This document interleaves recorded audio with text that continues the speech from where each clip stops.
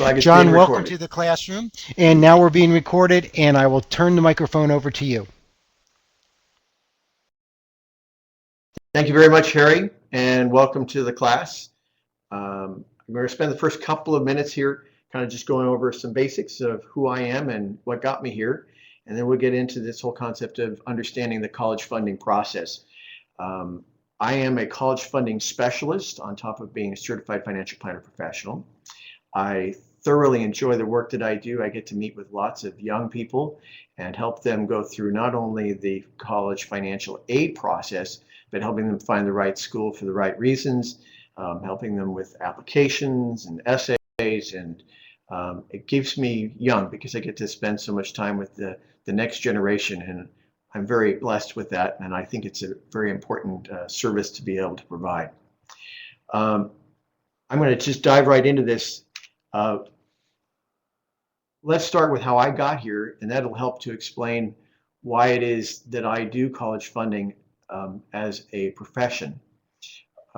My route started in 1978 at Middlebury College in Middlebury, Vermont. It's a beautiful school, as you can see from the pictures. It was a gorgeous campus, a great time. It's about 2,500 students on campus. So it's a pretty small school.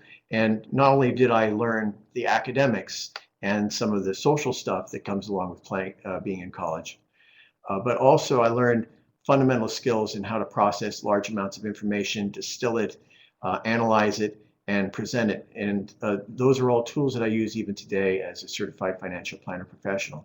So I'm very appreciative of the 4 years I got to spend at Middlebury College.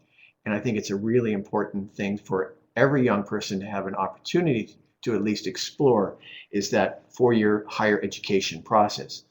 Unfortunately, it's not the least expensive process as well, and we'll get into that in a moment. After Middlebury College, I spent a number of years, 12 years, in radio broadcasting, putting that Middlebury College expensive education to good use. I'm sure my parents were thrilled with that part, spending 12 years in radio, which is not the most high-paying of jobs. But I did get to learn how to communicate even better. I get to the point now where I actually prefer to be in front of a large group of people as opposed to doing one-on-one, although one-on-one's not a problem for me either. But I'm one of those rare birds that really thrives off of a room full of energy. Since my radio broadcasting years ended in 1990, I've been a business owner, a business coach, financial planner, and more recently, a college funding specialist. I've been a certified financial planner now for about 10 years. Just about 10-year mark later this year. But the big question that was going through my mind as my kids started growing up is the same question that's going through every one of your potential clients' mind, and that is, how am I going to pay for my kids' college education? Now, this is a question that starts when the kids are born, and then you kind of stuff it for a number of years unless you happen to be really proactive and very planning and strategically oriented, which most people are not.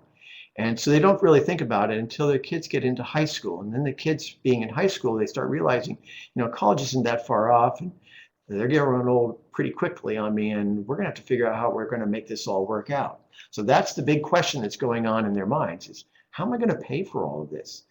And that is the fundamental question. It's probably one of the biggest questions that they have financially.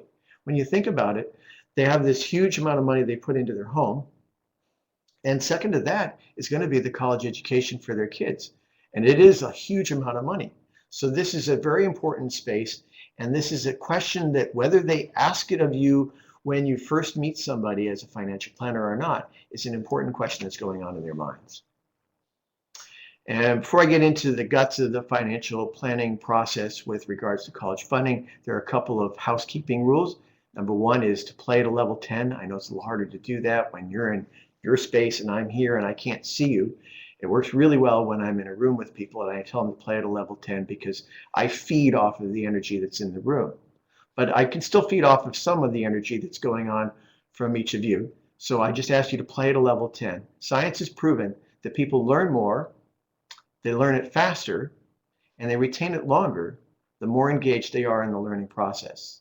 So if you feel like you have a question, send me a chat.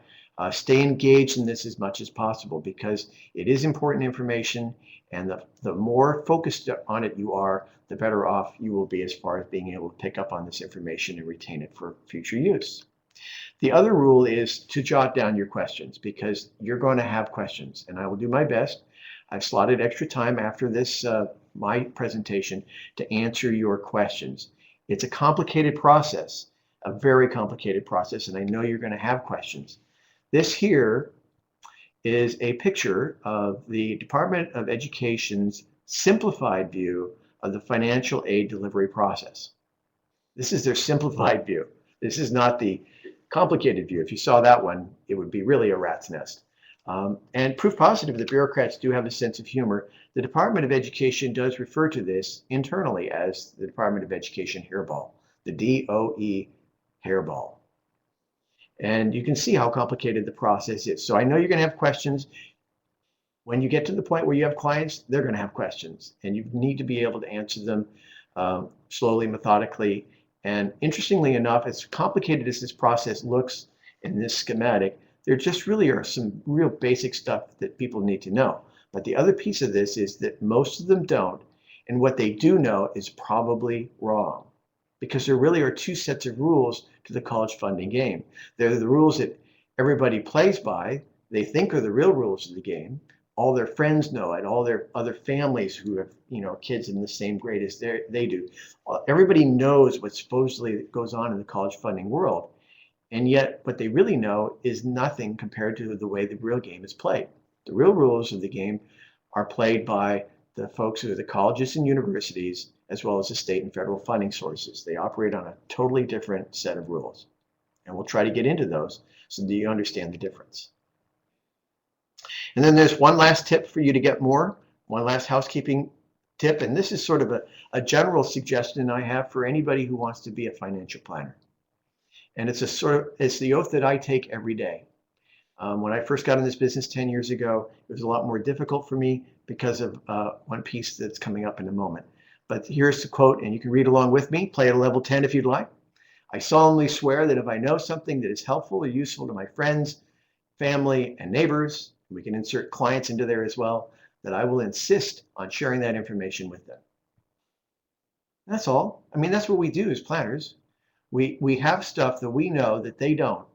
And the challenge is getting them to accept the fact that we know something that they don't, and to actually have them listen to us as planners. But here's the key, and here's where the major challenge is. It's even if they are not completely ready to hear it. And in most cases, and especially when it comes to the college funding game, a lot of people are not ready to hear what you may have to tell them. And yet I go out there, this is the slide pack I use for the retail presentation. And I tell people this, you are going to run into people who believe that they know exactly how the college funding process works. And you're going to know something different than they do because you've been through this presentation. And because you know something different, there's going to be conflict there because then they're going to think that they're wrong. They're not wrong, they're just playing by a different set of rules. And when they like to know, and when you want your clients to know, the real rules of the college funding game. So that's what we're going to get into. There are a lot of challenges in college funding. Number one is the cost. It's expensive to send your kids to school. Average state university costs $20,000 per year. $20,000 per year. And understand that many state universities now run on 5- and 6-year programs. That equates, by the way, $20,000 a year to a brand new Kia for the student each year that they're in school. That's a lot of money. Even for folks who make $100,000, $125,000, $150,000 a year, even for folks who make $250,000 a year, $20,000 is a sizable part of their annual income. And they have to think about that. It takes some extra effort. And then if you're talking about the average private university, that's even more expensive. It costs $40,000 per year or more. Many of the private universities are well over $50,000 per year in cost of attendance. That's the equivalent of a brand new Lexus for the student each and every year that they're in school. So not only is cost a major challenge, but there are other ones as well. The biggest one, most important one of them, is that it's a complicated process. And also college costs are going up 8% per year. And they've been going up 8% per year for a long, long time. Here in California, the state university system just increased cost of attendance and tuition by almost 18% this last year, after a 15% increase the prior year. So college costs are getting much more expensive. So those numbers are doing nothing but going up rapidly. And the college funding process is complicated. There are, as I said, two sets of rules. They're the rules that everybody's playing by, and then they're the rules, the real rules of the game that are being played by the colleges and the universities and the state and federal funding sources. And here's a statistic that at the retail side of things anyway, people need to understand. 56% of college freshmen don't make it to their sophomore year in college. Now, about half of those, 28%, are for financial reasons. They just can't afford to go to school. And we try to address that to make it more affordable. The other half of those are because the student is in the wrong major, at the wrong school, for all the wrong reasons. And that's a pretty staggering statistic to think that basically a little bit more than a quarter of students don't make it to their sophomore year in college because they just went to the wrong school.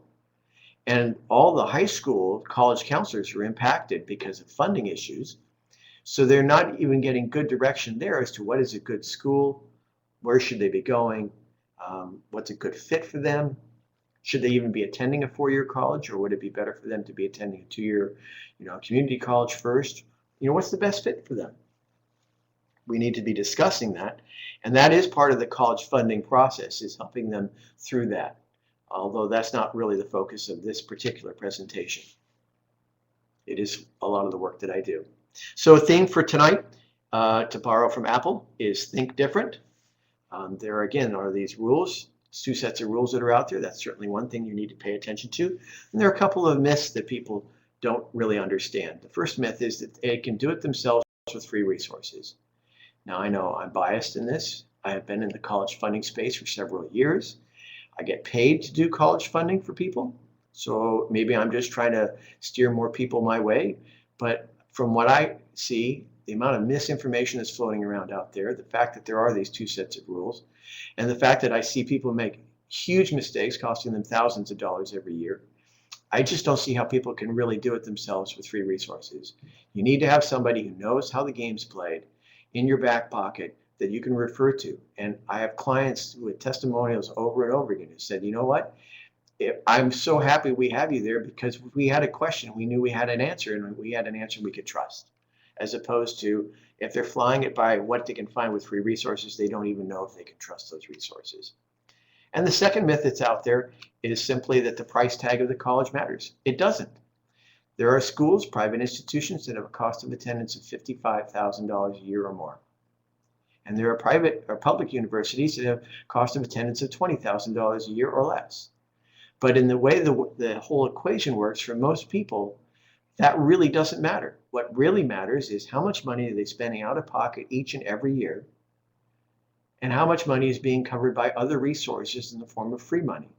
And if you're borrowing money and trashing your future because you're going into debt up to your eyeballs in order to pay for college, that really isn't doing something that's in your best interest.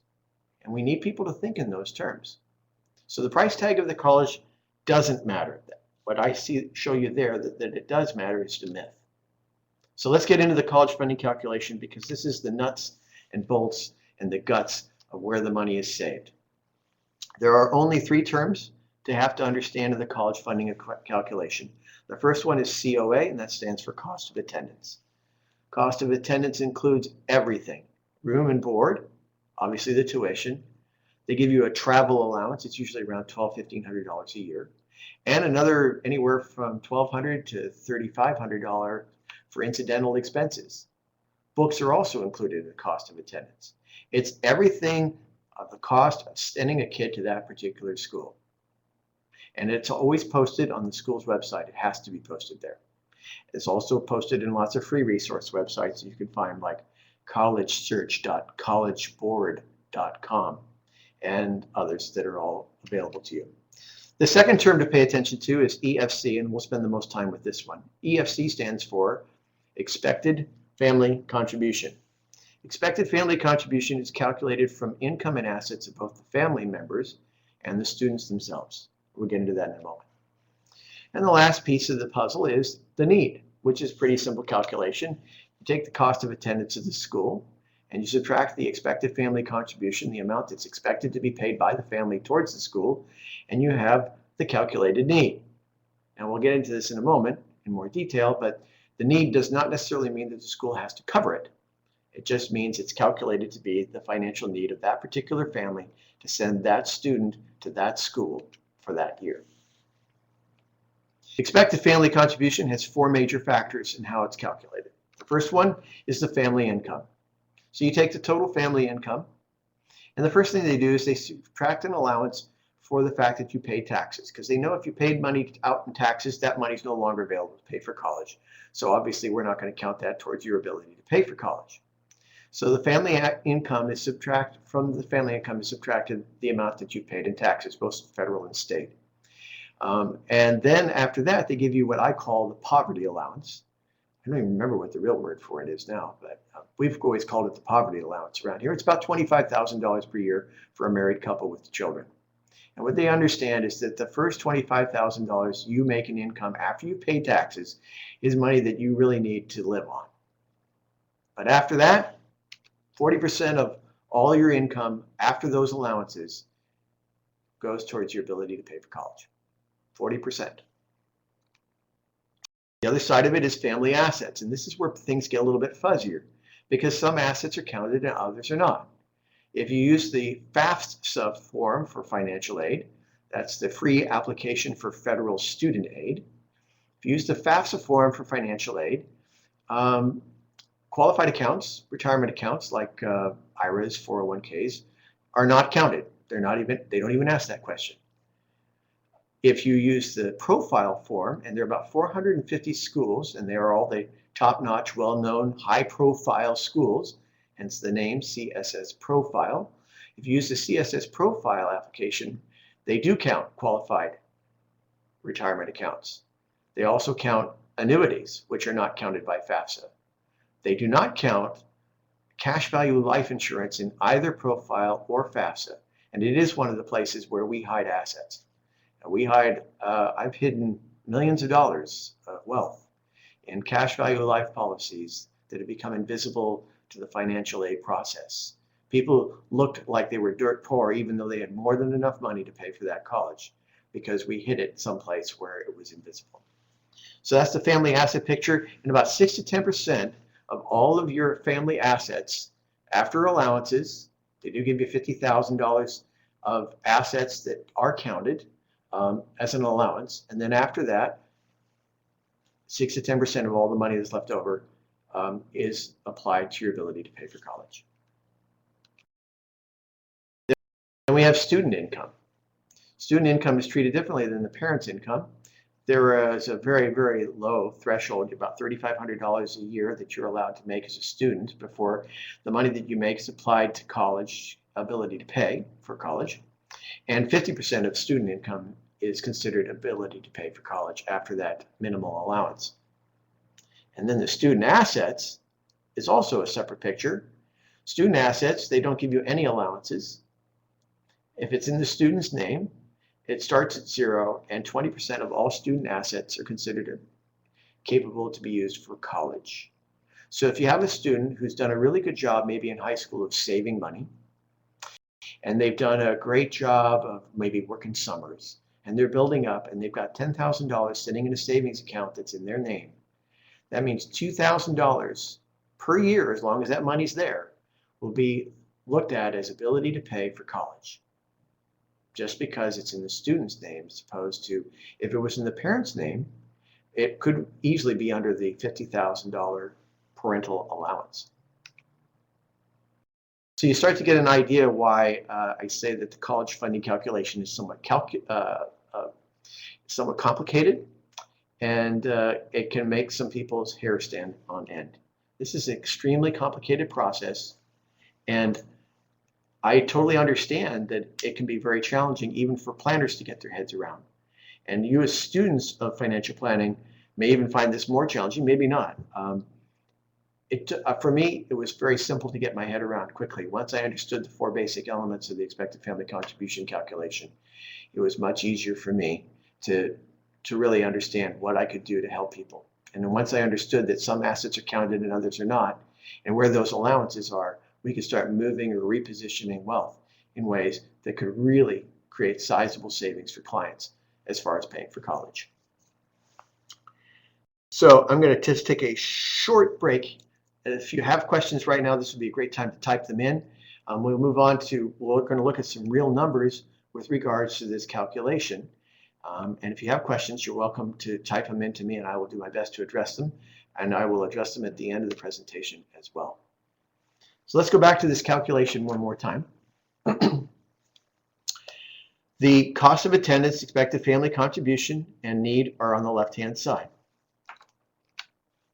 And let's take the case of a public university with an average cost of attendance of $27,000 per year and expected family contribution for the particular family that we're going to talk about. And this is going to be a family that makes about $85,000 per year. So it's above the median average household income, $85,000 per year in income, and no assets really to speak of over the $50,000 limits.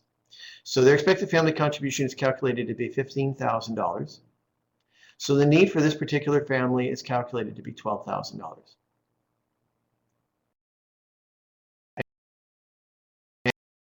And I will get to, I see Mark and I'll get to your question in a minute, Mark, with regards to FAFSA. Hold on. So let's look at a separate college. This one is a private institution. Because I think I'm going to address Mark's, well, I may not address this question in this one, but let's get through this point and then I'll address Mark's question. Let's say a different college. This is a private university. $52,000 per year is what it costs. Same family though, with a $15,000 expected family contribution. Which means the financial need for this particular student is $37,000. See, so it really doesn't matter what the price tag of the college is, as long as the need is being met by someone with free money. We'll get into that in a moment. Their obligation is just that middle number, the expected family contribution, $15,000. That's what they're going to have to come up with based on the calculation. And if the private university can come up with the extra $37,000 in need-based aid, then the family will still only be out of pocket 15 grand. And the piece of this that's important to understand is that this need is not always covered. Just because a student qualifies for need-based aid doesn't mean that the college or university has to give it to them. Some schools, usually private institutions, cover most of the need. Others cover less than half. And the difference between the two is usually the size of the endowment of the school. Private institutions usually have the money. Public universities rarely do. Aid comes as two different types too. There's free money and there's borrowed money, and there's a huge difference. Free money is free money. It's money that's paid back to you, or that you never have to pay back. It's just given to you and that's it. You never see it again. Borrowed money is money that you do have to pay back. Either the student has to pay it back or the parents have to pay it back or both have to pay it back.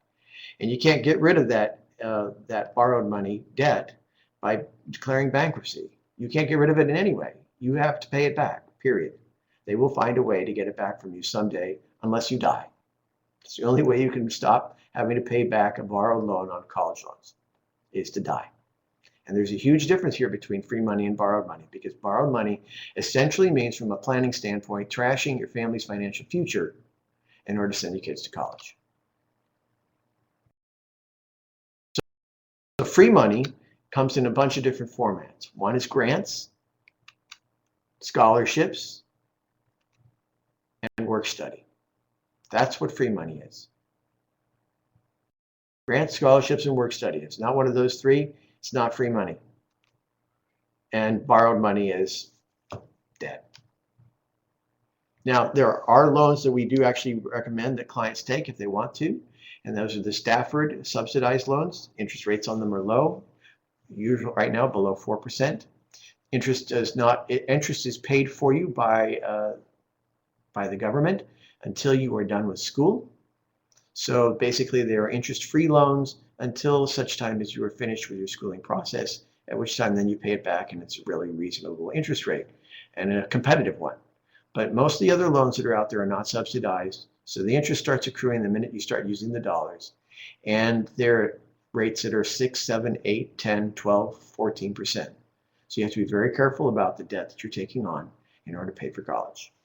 All right, I'm going to take a break here, and I'm going to address Mark's question. Does FAFSA consider parent assets of adult children applying for aid? If the adult child is considered to be independent, is no longer being declared as a dependent on the parental asset picture, no. Parental assets should not be considered. The adult student is therefore applying for aid on their own recourse and their own ability. And so therefore the formula changes a little bit for them. They do start getting some allowances because they've got to live. It's even more critical if they are married or have their own children, because then they are obviously parents. They obviously have issues that they have to have money for beyond paying for their own college. So it qualifies them for more financial need and a lower expected family contribution. But you can't just sit there and say, you know what, this is going to be an independent student and we're not going to consider parental assets. The colleges and universities have found that to be an area that's been abused quite a bit. So they're very serious about making sure that the student, the adult student, is truly independent of the parents. And obviously telltale signs would be if a student is showing up on the parents' tax forms, and they might look at that. But in general, students' ability to pay is, if they are truly independent, is their ability to pay, not their parents' ability to come up and cough up money. You're welcome. Let's move on. We're almost done, by the way, with this part.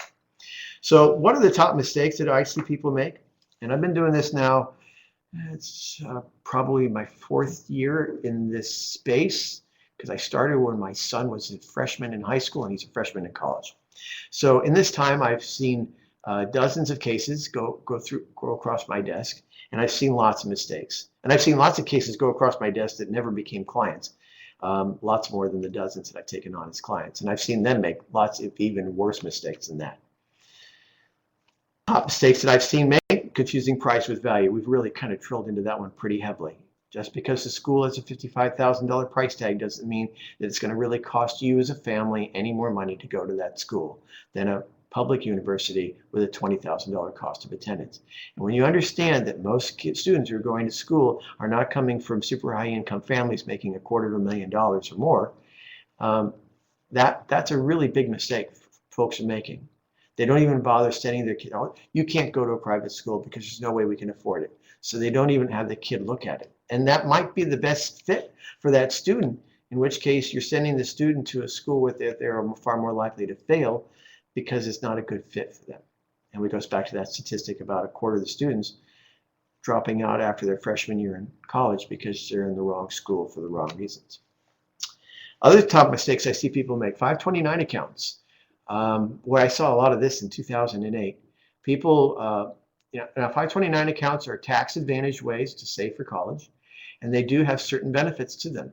And I'm not saying you should never use a 529 account, but you should use it with concern for what it's being used for. And what I saw in 2008 was people striving for greater rates of return, and they got wiped out because they weren't paying attention to the fact that that money in that 529 account was something that they were going to need in the next year. 529 accounts have a tendency to be invested in risky assets at times when they shouldn't be invested in risky assets. There's not enough time frame to make up for losses, serious losses in the account. And yet this is what I see over and over again. And the target date accounts, there's lots of discussion over whether the 2016 target date 529 account is really invested as conservatively as should be required for something that is going to be used and needed to be used in the next 3 or 4 years. So that's my issue with 529 accounts. There are places you can put money that have the same tax advantages and that basically is cash value life insurance. and sometimes annuities, because those are invisible to FAFSA as well. You can hide money in those places. They have the same tax advantages. They're invisible to the process. 529 accounts are counted as parental assets. They are not counted as student assets. They are counted as parental assets. And so there are places you can put the money that I think is better than 529 accounts, but 529 accounts is better than putting it into a regular investment account because then you don't get any of the benefits of the tax advantages.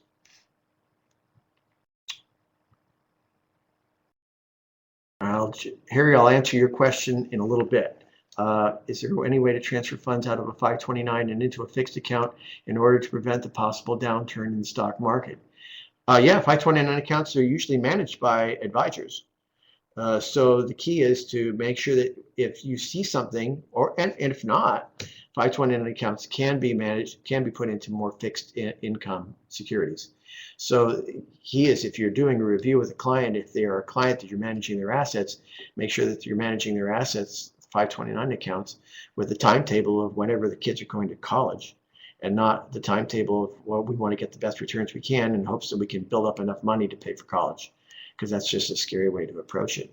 And if that's not money that you have control over, I would certainly recommend to them that they find a way to move that 529 account into something that is more conservative based on the time window that they have at their disposal. Next mistake I've seen, ignoring school aid history and endowments. Again, schools, private universities have a lot of free money to give away. Public universities basically have none. So what you will get from a public university to fulfill your need is the ability to take loans. That's how they fill the need. And they don't even fill all of the need with loans. If they qualify for Cal Grant, and Cal Grant income limitation is about $80,000 a year. If the family qualifies for a Cal Grant, that is free money, and it can be sizable. Cal Grants can be up to $10,000, not quite $10,000 a year. So that is significant. Other mistakes, college application questions and answers. There are places that oftentimes the college application, now I understand college applications are supposed to be needs blind, but they still will ask questions like, what do your parents do for vocation? How much money is family income? What kind of money do your parents make? Those are usually optional questions. They have an asterisk next to them. This is on the college application, not on FAFSA. This is on the college application. They'll ask these questions because they're hunting. And they're hunting to see if this person might be a better resource to pay for college. If it's not an optional question, then don't answer it. It doesn't need to be answered. Don't answer it. Allow the college and university to live in the needs blind world. Incorrect or fraudulent submissions on FAFSA and CSS profile. Just understand the first year families will probably be audited in spring before attending school.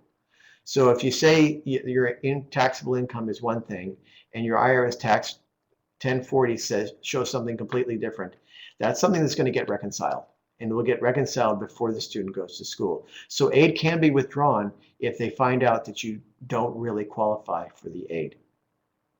So we never recommend people be incorrect or fraudulent in their submissions on FAFSA or CSS profile. We do recommend, however, that you only answer the questions that are asked in those forms, not the questions you'd like to answer. Sometimes people, a lot of times people, put the wrong information, and that's actually, I'll get to that one in a moment because it's coming up in one of the top 3 mistakes. Number 3 mistake, filing errors. Here it is. The first filing error is just too much information. People will put information like retirement assets, qualified retirement account assets, in the investment asset box. That's not the question that they were being asked, but that's the question that they answered. And they accidentally put their $150,000 401k account into the box that says, well, how much do you have in the way of investment assets? It's a big mistake. And I see it happen way too often, way too often. So you have to be very careful about how you're filing the application, the federal free application for federal student aid, the FAFSA form, which is about 105 questions long. It's not that complicated, but people have a tendency to put way too much information down. And then if you're in profile, just so you understand, the CSS profile application is 700 plus questions. It is the most invasive financial questionnaire ever compiled. It is more invasive than the questionnaire that I give to clients when I'm trying to do main discovery on everything that they have and what's going on in their financial situation. It's terribly invasive. Nobody wants to do CSS profile. We don't even like doing it for our clients. In fact, we charge a sizable sum to do the profile filing for them.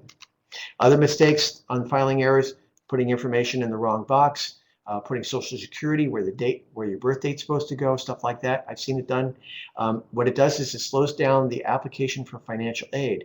When you understand that the financial aid window opens January 1 and it closes on March 2nd, and if you file in mid-January, but you have a bunch of filing errors, so you have to keep refiling the FAFSA until you get them all right, you could start missing out on financial aid that's being doled out in January. The later you file the FAFSA, the less financial aid is available to you, both merit-based and need-based aid, which is a small answer to Harry's question, which I'll get to a little bit in a moment. And then just missing the deadlines. FAFSA can only be filed starting January 1 of the year prior to the student attending that college or university, and it must be filed by March 2nd. That's the deadline. If you miss the March 2nd deadline, you miss out on a lot of free money. And actually, if you are even late in the time window, you start missing out on some money, because some money is doled out earlier in the year, in January and February, not March. Mistake number 2, child assets. We talked about this a little bit earlier. Student finances apply to the expected family contribution differently than family assets do.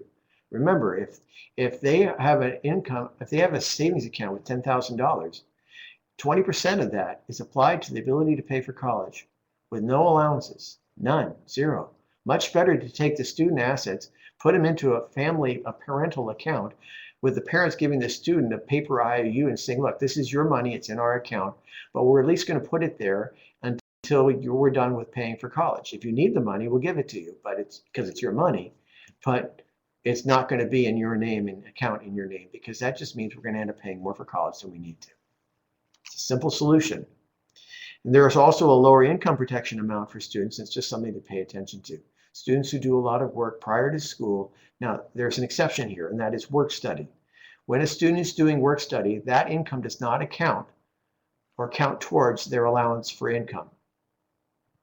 And there's a lower income protection amount for students, and there's a higher percentage of it. Remember, it's 40% of parental income, it's 50% of student income after allowances.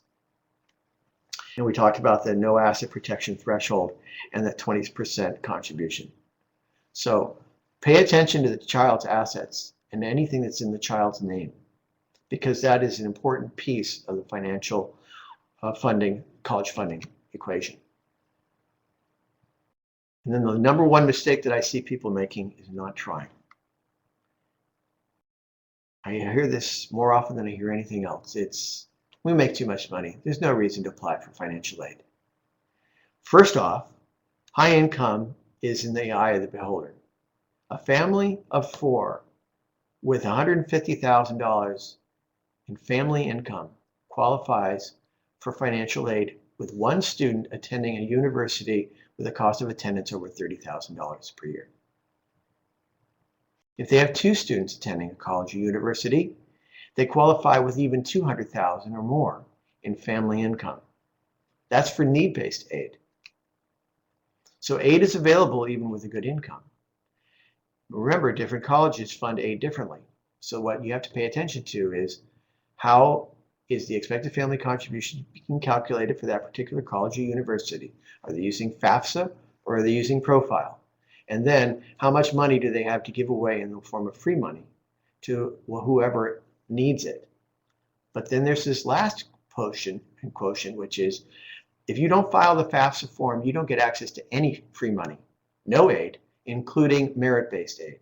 So Harry, the answer to your question, how would your conversation with a client go if you realize that the family will probably not qualify for financial aid? First off, the bar for financial aid qualification is a lot higher than most people think it is. I usually tell people you probably qualify for some need-based aid, even with income of $150,000 or more, and possibly even with $200,000 or more, depending on how many students are attending college at the same time. But let's just say we have a family that has a couple of doctors in it and they make close to $1 million a year, right? I have a particular case that we did with a couple out of they lived in not Louisiana, they lived in Alabama, and she wanted to attend Georgetown. Nope, she wanted to attend Georgetown, and the parents wanted her to go to Vanderbilt because parents went to Vanderbilt. She got accepted to both because she had great grades and good board scores, and she was an outstanding student, valedictorian in her school, and she had a good education. She got accepted to both. But she wanted to be the next Supreme Court female justice, the next female Supreme Court justice. So what she did, because she got accepted to both of them, was we pitted one against the other. And she was the perfect student for Georgetown. They wanted her because they want the next female Supreme Court justice to be a Georgetown alum. It's just something that they want.